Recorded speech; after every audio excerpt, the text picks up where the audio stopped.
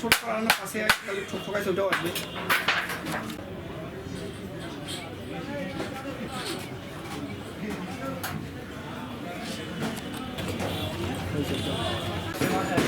আরে না মোখানে দেখান যে বাবা আপনি দোকানের ভিতরে কাম করলে করেন স্যার।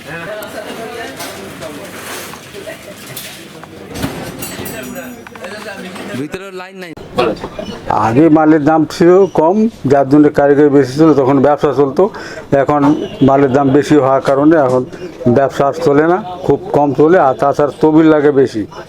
আগে প্লেন শিখ ছিল 50 টাকা 40 টাকা, এখন হয়েছে 140-50 টাকা কেজি। কেজি প্রতি 100 টাকা বেশি, যার কারণে এই ব্যবসা খোলা পাচ্ছি না আমরা। টাকা তবিল নাই, কোনো ব্যবসা করার মতো ক্যাপাসিটি নাই। সরকারি সুযোগ সুবিধা, হ্যাঁ, সরকার সুবিধা পাইলে তাহলে কিছু করা যায়। আচ্ছা বিক্রিটা কেমন হয় আপনার? ট্রাক বিক্রি কিরকম হয়? বিক্রি হয় এখন বাজার মন্দা, তো বেচা কেন হয়, মনে হয় বিক্রি হয়। ঠিক আছে, গুটি কয়েকশো না আগেকার মতন ব্যবসা একটা অনেক মানুষ মানে লাভ নাই দেখে ছাড়িয়ে দিছে। এখন আমরা ধরে আছি শুধু একটু কারিগরি জানি দেখে আমরা চলাচ্ছি। অনেক মানুষ তো টাকা লাগায়, লোক খাটায়, ব্যবসা করে নিত। এখন তো লোক খাটায় না, ব্যবসায় লাভ নাই, লোক খাটাইবে কেমনি?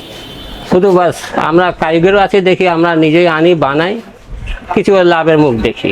সরকারি সুযোগ দেয়, কিছু লোন টোনের ব্যবস্থা করে দেয়, তখন মনে করেন একটু পাওয়ার লাভের মুখে একটু মানে লাভের মুখে কি চলা যায়, সুযোগ সুবিধাভাবে আরামভাবে চলা যায়। কিন্তু যে দাম উঠছে সিটের দাম ওঠার কারণে এখন বেচা কিনা খুবই কম। যেটা রঙের দাম ছিল 3000, সেটা রঙের দাম আছে আমি 7000।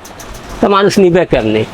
ট্রাংটা একবার নিলে 10 মাস নাই, 10 বছর নাই, এইরকম অবস্থা। 10 বছর একটা ট্রাঙ্ক যদি নিয়ে যান আপনি, 10 বছর পর আর খবর নাই। তো সেই আমরা একবার একটা ট্রাঙ্ক বাজে যদি 1000 টাকা লাভও করি, তাও তো আমাদের চলে না।